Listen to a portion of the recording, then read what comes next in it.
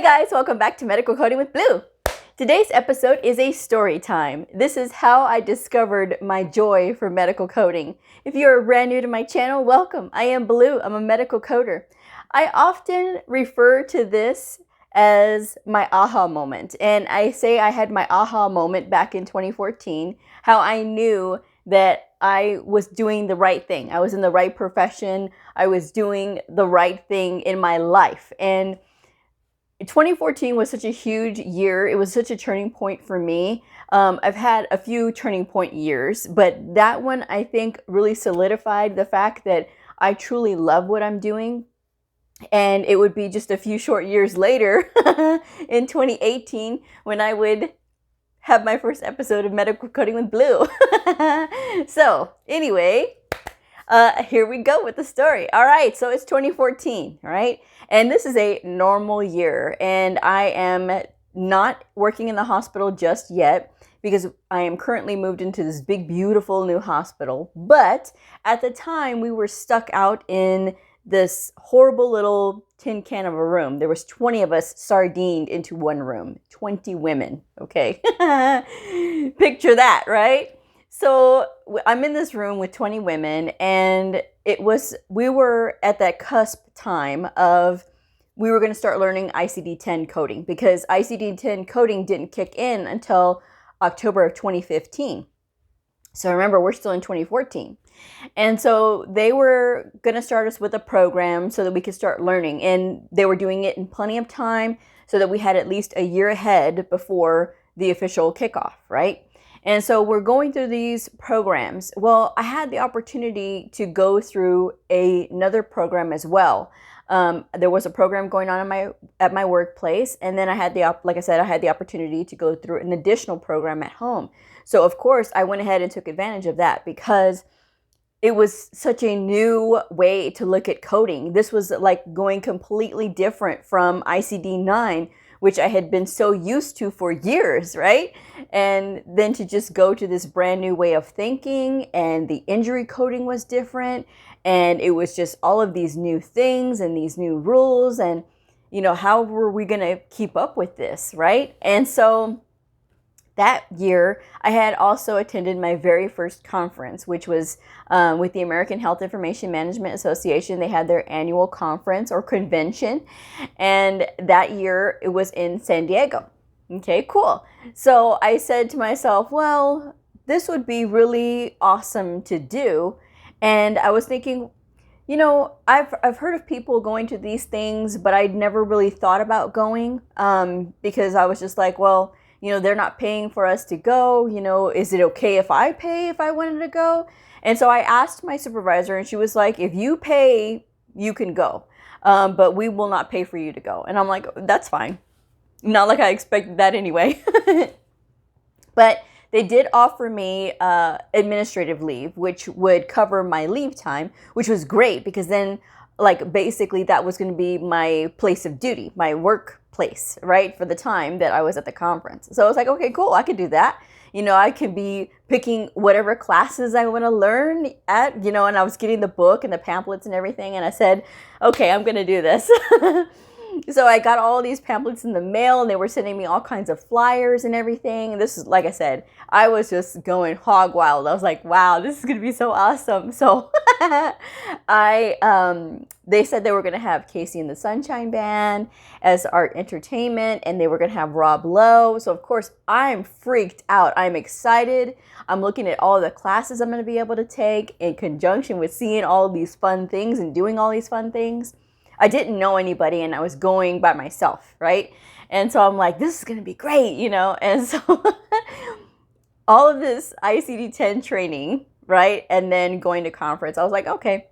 So I went to conference, and I met these two awesome ladies, right? And they're both veterans of the field for many years. And being at conference and just sort of talking with them and really sharing our ideas and how we do things and the way that we work, right? One of the ladies is from Italy. The other one is from Florida. And like I said, both really smart women and veterans in their fields. and they were teaching me things, and I was learning so much. I was like, wow. So like my eyes were opening to like all these detail things in medical coding, and learning about all these other places where I could learn more. And they were telling me about this. So I'm learning as I'm at this conference, and then I'm meeting these people that are just like really kind of getting me to wake up to all the things that I can learn. So I'm like, this is neat. This is awesome. So of course, I can't wait to get back to work and share this with everybody.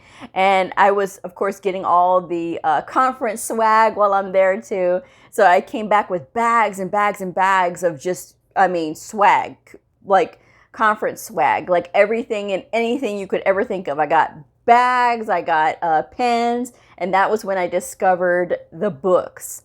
So Optum 360, this is not an ad for Optum 360, although I know I always sound like an ad. They are my favorite publisher of coding books, right? So I learned about the coding companions when I went there, and how they are just broken down by specialty, and how it's like literally has all of the procedures you could possibly have for that particular specialty. And then it has all the potential diagnoses that could go with that procedure code. So I'm like, wow, this is really neat. I need to get these. So they give their books away, whatever they don't sell, right? They give them away at the end of the conference.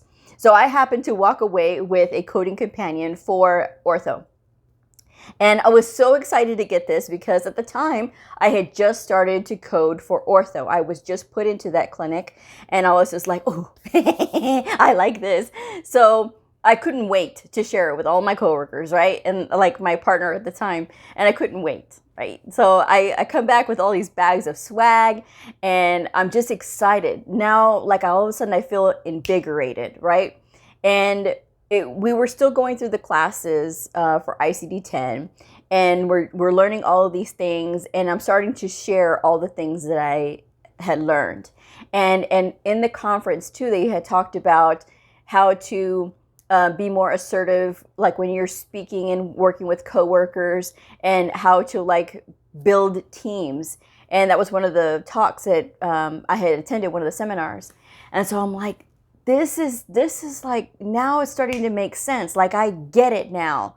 Like, why don't we have more teamwork at my workplace? Why don't we have more of this group effort, you know? And so of course I'm all riled up when I'm back at the facility, and I'm like, this is where I could see there could be some improvement in where I'm working, right? And this is what I can do. And so I started to study more, and I started to read more of these things, and I started to sort of branch out and start learning about different things. That's when I started learning about reading like the New England Journal of Medicine, because I read the New England Journal of Medicine on the weekends. That's what I do. Because the articles that are in the New England Journal of Medicine, although it's not only just ortho, it is about everything. I mean, to know the body and to be really good, to be a high caliber medical coder, and that's why I say all the time too, to be a high caliber medical coder, you have to really totally understand the body and the body process. And because everything is interlinked, right? You can't have healthy bones if you don't have a healthy vascular system, right? And you got to be able to have all of these really good things going hand in hand, right? And there's a lot of things that affect each other. And so learning by just reading and by putting myself in those situations where I could learn more was what started to spark it, right?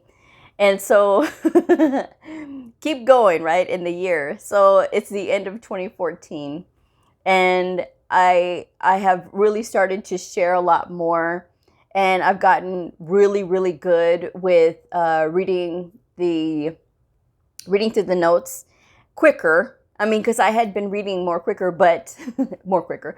I had been reading fast before, but now it was with such an efficiency because I was really starting to see like where diagnoses were linked and where stuff just made more sense. And like I could spot the symptoms faster than the symptoms of like definitive diagnosis.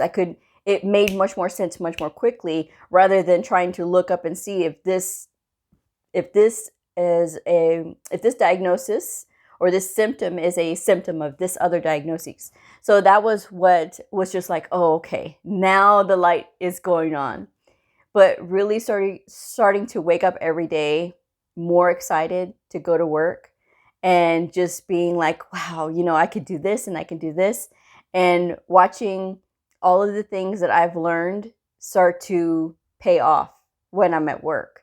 And I'm like, this is neat, right? So we get into 2015. We're still studying. I'm still going through the dual program. So I've got the one going on at home, and I've got the one that I'm going through at work. So I'm grasping the material faster at work because of the training that I've had at home. And that was good. It was so good that I went through 2 programs, because what they didn't teach me at work, I was learning at home. And that really did help me to further get it, right? Because if you have 2 different people explaining, it does give you a broader range, because not everybody teaches the same.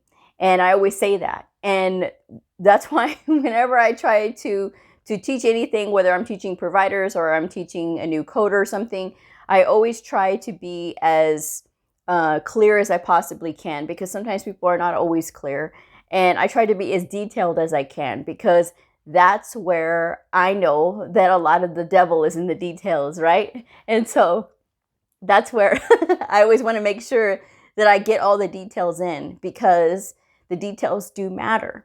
And that's what sort of started everything for me. And so we're in 2015 now. In 2015, we had moved into this big, beautiful new hospital, completely brand new from the ground up. So it was gorgeous. It's a gorgeous facility, right? And instead of being in this room with these 20 women, we had moved out, and I was in a office with me and my partner. So it was just me and her. And, everything was cool, in the beginning. That's what it is, And we she had agreed, because I had said we need to do sort of like a welcoming, like we're welcome to the neighborhood type deal, because we were all new in this facility, and I had not met the providers very much. She knew them because she had been there for 20 years already. And so she was like familiar with them. And so my interaction with them was very little up until that point. So we had this this open house. It was welcome to the neighborhood. We had a whole aloha theme.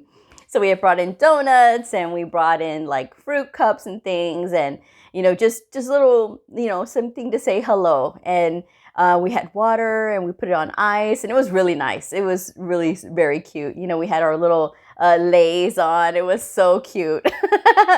But doing little things like that those providers had never experienced. They hadn't had somebody in there like that, to do things like that for them, or to start giving classes and things, which we started to do not long after that.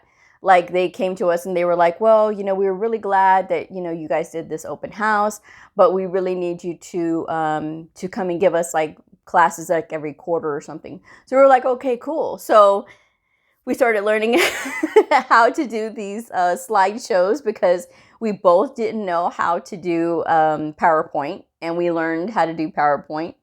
And just going through that whole process at that time, and learning how to write efficient slide decks, so that when we talk and we deliver these messages, we wouldn't get boring, and that was the thing that we both worried about. We didn't want to get where the doctors were going to fall asleep, because we had been in presentations before where other people were presenting, and we just happened to be in the room, and you would see doctors fall asleep. So you never want to be, in that kind of thing. And I had done presentations before on my own. I mean, it's never been a big deal for me to do presentations on my own.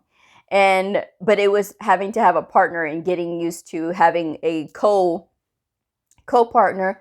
I said, okay, we have to show a united front no matter what, because we are partners, but they need to be able to trust us. And we can't say, well, I don't know, and well, I don't know. So we both need to make sure that we agree when we are speaking, because, and if we don't, then we need to hold that till we get back to the office and discuss it then. Because if we disagree in front of them, it's going to show that there's no confidence there.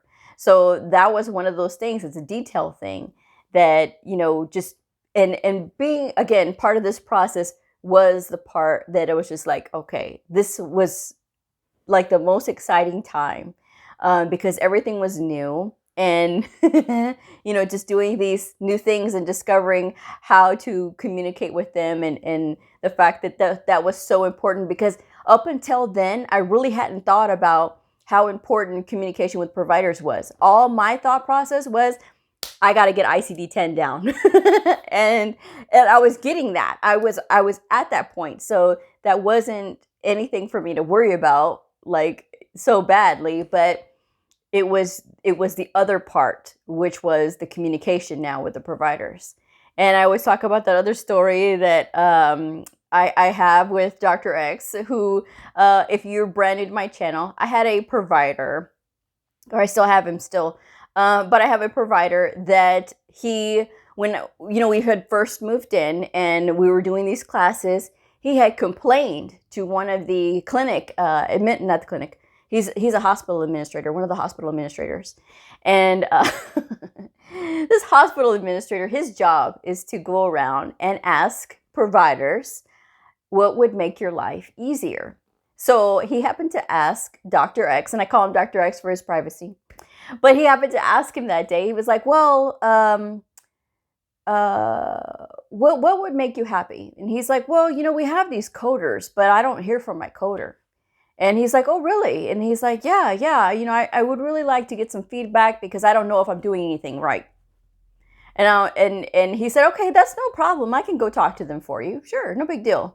So, so he comes and he finds us and he's like, hey, who's the coder? And he has a card. He's like, who's the coder for Dr. X? And again, privacy. And I was like, oh yeah, that's me, and I'm like, what's up? And he's like, well, he says that he doesn't hear from you. And I'm like, huh? So he said, what now? And then he's like, he says that you don't talk to him. And I'm like, are you kidding me? And he's like, yeah, he says you don't give him any feedback. And I'm like, what? That's not true. I said, I have given him feedback because I had given him like emails and I had said, hey, good job, that kind of thing. I never had to query him because he always did well. I mean, what he had given me in the documentation was straightforward. And I was like, okay, I can pick this up. Cool. No big deal. Why would I need to query somebody that doesn't need to be queried? What is the problem? So he's like, well, he's like, yeah, but do you want me? I said, no, I'll take care of this. Don't worry. So I go over there to his office. I march right over there. I said, I'm going to fix him up. And I said, knock, knock. He's like, oh, hi. And he's like just smiling, it's really big and excited. And I was like, so I heard from a little birdie that we got a problem, with our communication. And he's like, oh, no. I just want to know if I'm doing everything right. Am I getting all the credit that I deserve? And I'm like, yes, I've told you before, I've sent you emails, but I just don't know what I'm supposed to be looking for. Everything looks good. And he's like, well, I just want to do better. I want to do better. Well, it turned out that he could do better. And you know how I found out? By talking to him. So we started talking. I said, okay, well, fine. I will start looking for things in your notes to see if there's anything that you need to improve on. He goes, well, I would really appreciate that. That sounds great. And I'm like, okay, cool. So we start talking and he starts telling me about his visits and things. And I'm like, why is that not in your note? I don't recall seeing that in your notes. He's like, well, I don't think that we get credit for it. I'm like, okay. Yes, you can get credit for that. And hello, I said, I'm not in the room with you. And I said, that's what the bottom line is. I'm not in the room with you. And as medical coders, the only thing that we know is what you write on paper, on the documentation. That's the only thing that we know. And I said, so everything that you are doing, I need you to have it in your notes, because even if you think it's not a big deal, it may be a big deal when it comes to your medical decision making, or when it comes to your, any of the additional things that you're ordering. It needs to be supported. And if you're ordering a test, why are you ordering this test? And everything has to be supported. So we started to have really good communication, and that started to kick off my relationships with my providers. So that is the thing that in that span of time, I started to get it. I started to learn, but I learned what I learned at the time by applying myself and by just really putting myself out there and being like, okay, I can learn this. Now, what else can I learn? Oh, it's about, having really good communication skills. Well, I didn't know about that. I didn't think about that. Because at the time I would get nervous. I would get so nervous to talk to them, because to me, I was intimidated. I was completely intimidated. These are surgeons, you know what I mean? Like, why do they want to hear anything that I have to say? And I did tell Dr. X that. I said, my thing is this: what do I have to bring you that you don't already know? He's like, Bleu, you're the coder. I don't know coding. You know coding.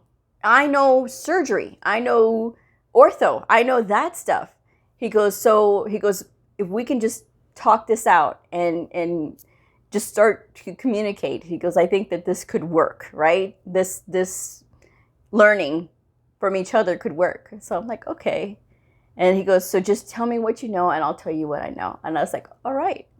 So that's when I started to sort of get out of my shell and be like, okay.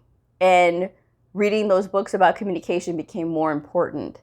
And I was like, all right. So I didn't feel so nervous anymore. And I didn't get those butterfly feelings of like intimidation and be like, I can't talk. And then it was just like, after a while, these are people just like me. They put their pants on one leg at a time. Or sometimes if they're in a hurry, they'll try to jump in both feet, which I've done that before. Trust me, I do not recommend it, because while most of the times I'm graceful, sometimes I can be clumsy. Yeah. But anyway, but all of those things combined is what led me to keep going down that road and keep developing those relationships.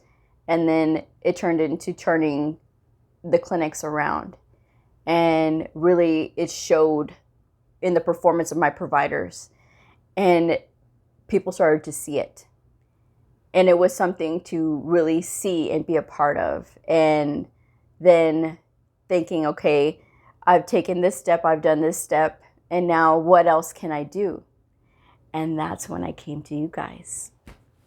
And that's when I started my channel, because this is another facet to my career and what I do, and enjoying being here and enjoying what I do every day and loving what I do every day. That is the whole thing of it, So that was how I discovered my aha moment. And my aha moments have turned into a few more aha moments. But when you get it, when you finally get it, you get it. And then it's not just a job, it's a career. So that's the story time for today. So I hope that answers y'all's question of how I had my aha moment, or what my aha moment was. But yes, I love my career, and I'm 10 plus years in. So I'm going to wrap this one up. Thank you so much for joining me. I hope that you'll subscribe if you haven't already. Hit that like button, share this if it helped you, and I will see y'all on the next video. Bye.